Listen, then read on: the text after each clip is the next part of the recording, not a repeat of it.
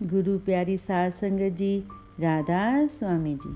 साध संगत जी, आज की साखी है कि हम में से कुछ सत्संगी लोगों की यह शिकायत रहती है कि हमारी किस्मत ही खराब है, हमारी किस्मत में ये लिखा ही नहीं है, हमारी किस्मत ही अच्छी नहीं है, जिसके कारण हमसे कोई भी काम ढंग से नहीं हो पाता। और अगर हम कोई काम करते भी हैं तो उसका फल हमें नहीं मिलता, उतना नहीं मिलता जितना कि हमें उम्मीद होती है। हम मेहनत ज़्यादा करते हैं और हमें फल कम मिलता है। और साध संगत जी, अगर बात भजन बंदगी की आए और रूहानियत की आए, तब भी हम यही बात कहते हैं कि हमारी किस्मत में मालिक की भजन बंदगी लिखी ही नहीं, क्योंकि अगर लिखी होती तो मालिक ने खुद करवा लेनी थी। इसी के कारण हमसे मालिक की भजन बंदगी नहीं होती और हम तरह तरह के बहाने बनाने लगते हैं और कहते हैं कि इस समय मालिक की भजन बंदगी नहीं की जा सकती, क्योंकि अब घोर कलयुग चल रहा है। माया का बहुत गहरा प्रभाव पड़ रहा है। काल ने सभी को माया की मीठी नींद सुला रखा है और उसका बहुत जोर चल रहा है, जिसके कारण अभ्यासी से मालिक की भजन बंदगी नहीं हो पाती। तो साध संगत जी, हम में से कुछ ऐसे सत्संगी हैं जो काल को आगे रखकर भजन बंदगी करने से बचते हैं, तरह तरह के बहाने बना देते हैं। तो इसी विषय पर एक बार सत्संगकर्ता जी ने सत्संग में फरमाया था कि अब तो हम बड़ी आसानी से कह देते हैं कि काल का बहुत जोर है, इसलिए हमसे भजन बंदगी नहीं होती। लेकिन जरा विचार कीजिए, जब सतगुरु नानक का समय था तब कितना अत्याचार लोगों पर होता था, कितना भेदभाव होता था। जब कबीर जी का समय था तब भी लोगों पर अत्याचार होता था, क्योंकि इस बात के गवाह खुद संत महात्मा हैं, जिनको बार बार राज दरबार में राजा के सामने पेश होना पड़ता था। जैसे कि सतगुरु नानक को बाबर ने जेल में डाल दिया। संत कबीर जी को उस समय के एक धनवान सेठ ने भला बुरा कहा था और उन्होंने उनको परेशान किया। तो हमारे संत महात्माओं के साथ उस समय क्या क्या नहीं हुआ। हमें इस बात पर विचार करना चाहिए कि आज का समय तो फिर भी ठीक है, लेकिन जब सतगुरु नानक आए तब कितना अत्याचार था, लेकिन फिर भी उन्होंने नाम की चर्चा इस संसार में की। उस मालिक की भजन बंदगी करते हुए आप कहाँ कहाँ नहीं गए।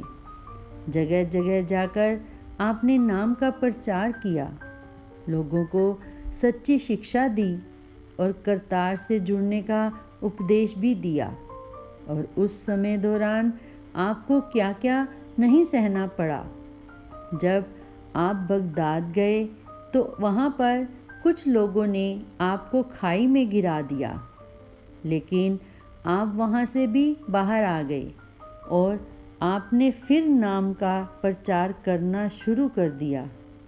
और कुछ लोगों ने तो आपको बगदाद में पत्थर भी मारे, लेकिन आप नहीं रुके, आप मालिक के हुक्म से आगे बढ़ते रहे।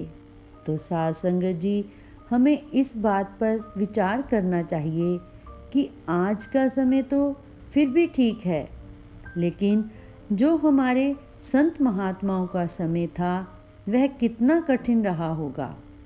और जब हम समय को खराब बताते हैं, भजन बंदगी ना करते हुए उनसे बचते हैं, तो उसमें कमी हमारी तरफ से ही है। क्योंकि अगर हम अपने सतगुरु के उपदेश को मानकर नाम की कमाई करें तो हमारा मिलाप उस परम पिता परमात्मा से हो सकता है, जो कि हमारे बहुत नज़दीक है। लेकिन हम अपनी किस्मत को दोष देते हैं, जो कि बिल्कुल भी ठीक नहीं है। और यह बात अक्सर फरमाई जाती है कि हम जैसे कर्म करते हैं हमें वैसा ही फल मिलता है, और हमारी किस्मत भी हमारे किए गए कर्मों पर आधारित होती है। जो भी हमने पीछे किया है आगे भी हमें वही देखने को मिलता है, और हमारे कर्मों में मालिक कभी भी दखल अंदाजी नहीं करता। हम जैसे भी कर्म करते हैं हमें वैसा ही उसका फल मिलता है।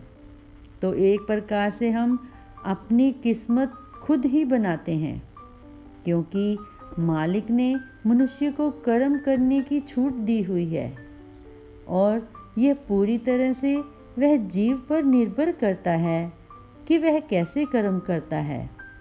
और यह बात संत कबीर जी ने अपनी वाणी में भी कही है।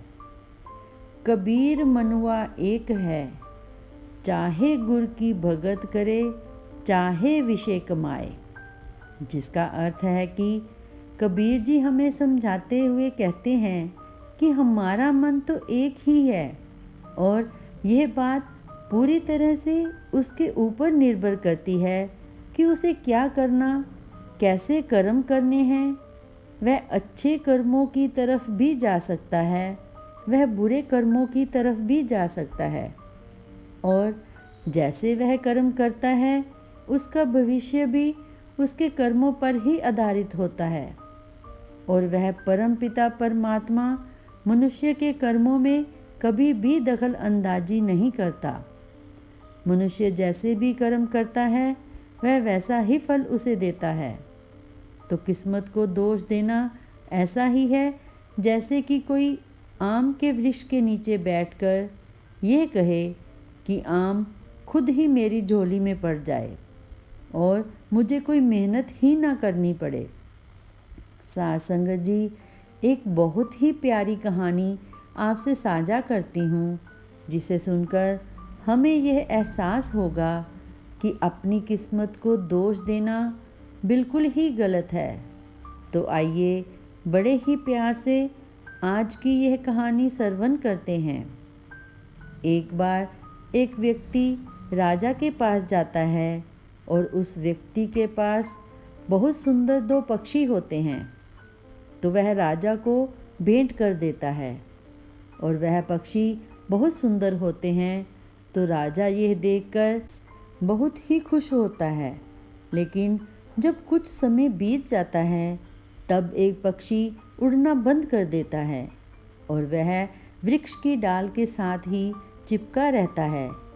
तो राजा यह देखकर थोड़ा दुखी होता है कि दूसरा पक्षी कितनी उड़ानें भरता है और वह कितना अच्छा लगता है, लेकिन यह पक्षी वृक्ष की डाल के साथ ही चिपका रहता है, उड़ता ही नहीं।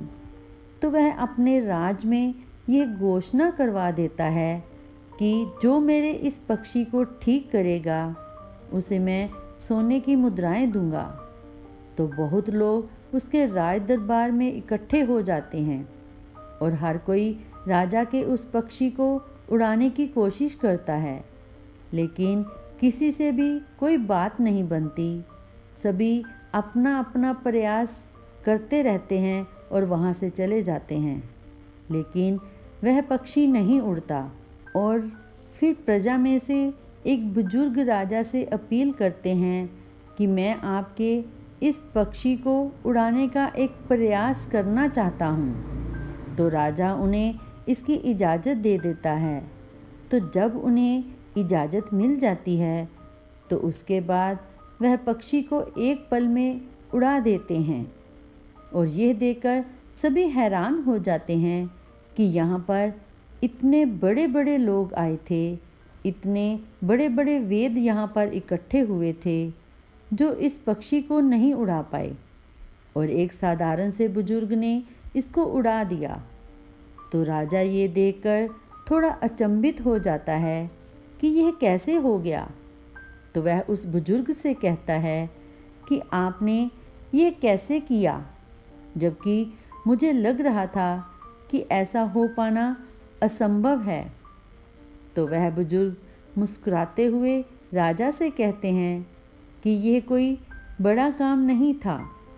मैंने देखा कि यह पक्षी उस डाल के साथ चिपका पड़ा है, तो मैंने उस डाल को ही काट दिया और फिर इसके पास उड़ने के अलावा और कोई दूसरा चारा ही नहीं बचा, इसलिए इसे उड़ना पड़ा।